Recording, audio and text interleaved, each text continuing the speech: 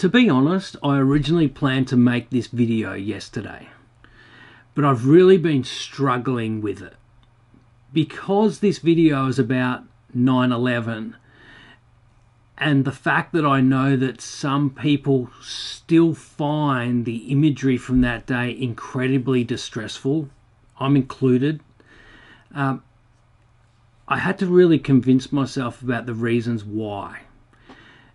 And I came to the decision that this video needs to be made because I really believe that the people who lost their lives that day still deserve to be remembered.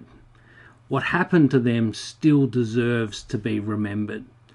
And even the innocent lives that have been lost since the events of that day, those people also deserve to be remembered. As a TV reporter at the time, I was called to work within 10 minutes of the first plane hitting the World Trade Center. And my job that night was to prepare a news story that was to run at 8 o'clock the next morning, the first Australian package to go to air, informing Australians who had gone to bed before it all unfolded and were just waking up to the news of a changed world. That night, even though it was 16 years ago, is still really fresh in my memory. And that story that I made that went to air that morning, even though it's 16 years later, I've still never been able to re-watch it. But today, I'm going to re-watch it, and I want you to watch it with me.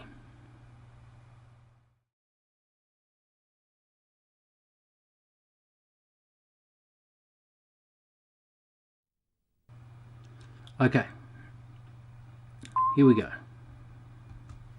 Will, I suspect before this is over, go down as one of the most horrific days in our lifetime. As Australians wake... See, just that opening shot. This is the one shot that I really remember from the night, because we'd already been watching the feeds out of the American networks, and then this angle came in where the plane was flying in to the tower. And my brain, I remember at the time, was telling me, oh, look, it's a new angle. It's a new angle of the plane hitting the World Trade Center. And my brain was trying to convince me of that.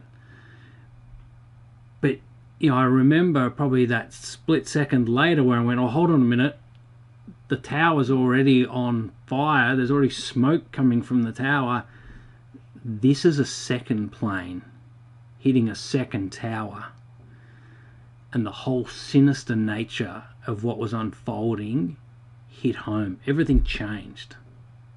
Yeah, this is really bringing back memories. They're in a declared state of emergency. Thousands feared dead after a sequence of calculated terrorist attacks. 4 passenger jets were hijacked and used as deadly missiles. The first 2 flown into New York City's twin World Trade Center towers, the biggest office buildings in the world's largest and busiest city, collapsing from the impact. I didn't see the plane, but I turned around and the second building just exploded. And again, all the debris was flying towards us. A third plane hurtled into the United States Pentagon building, while a fourth crashed into a forest west of Pennsylvania. The time and nature of the attacks on New York City, designed for maximum impact, total devastation, and complete destruction.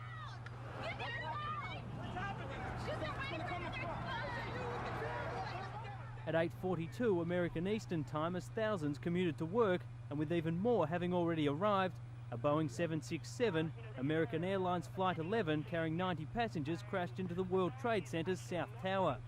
The impact tearing a hole in the 110-story building. Amazingly, it was left standing, but fire was engulfing upper levels.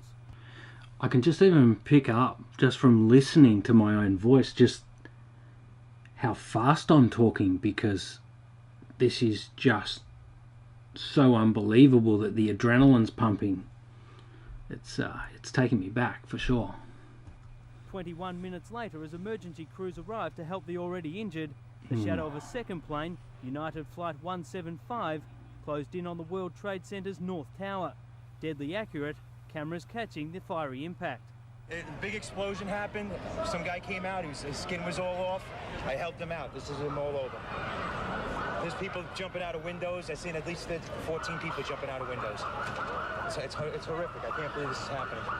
Center, we heard a big bang, and then we saw smoke coming out, and everybody started running out, and we saw the plane on the other side of the building, and there was smoke everywhere, and people are jumping out the windows.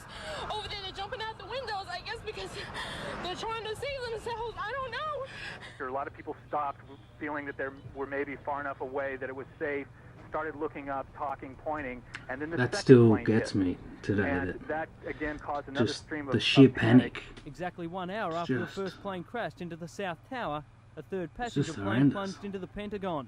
A 60-metre section of the 5-storey high-security outfit left a smouldering pile of rubble.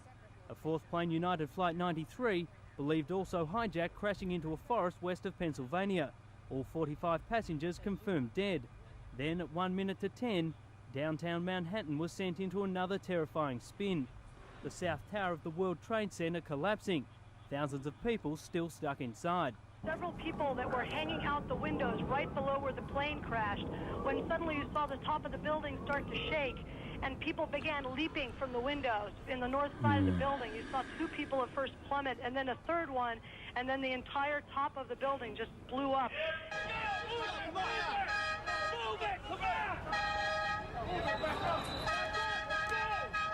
30 minutes later, as rescue crews and police directed panicked onlookers, the second tower began to crumble. Our hearts and prayers are with the victims and the families of those victims, and we have to, at this point, just focus on trying to help as many people whose lives are at risk as possible and dealing with those who have been injured. It's estimated 50,000 people work within the 2 towers. The death toll unclear, the impact evident. With the dust yet to settle, the 11th of September is already being billed the worst day in the history of the United States of America. I remember when the towers started to drop, there would have been 30 people in the newsroom, hustle and bustle, everyone running around, everyone under pressure. All the TVs were tuned in to American news feeds of all the networks.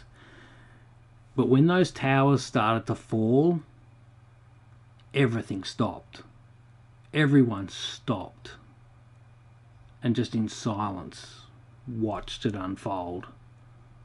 And yeah, there's just no words. I have no words still. What is clear is that this is a day unlike any other. The worst fears of officials around the country, security, intelligence, military officials, political leaders, worst fears being realized, being played out in New York and Washington, 80 miles outside of Pittsburgh where a plane went down. Jonathan Creek, 7 News. Whoa.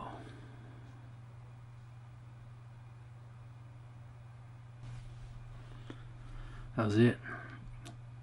From memory, I actually thought that the story went longer, but watching it back, it was way long enough. Well and truly long enough. Just, yeah. Yeah. I can't imagine what it was like for the people there, the people in New York, people on the planes. We just have to make sure it never happens again. Somehow.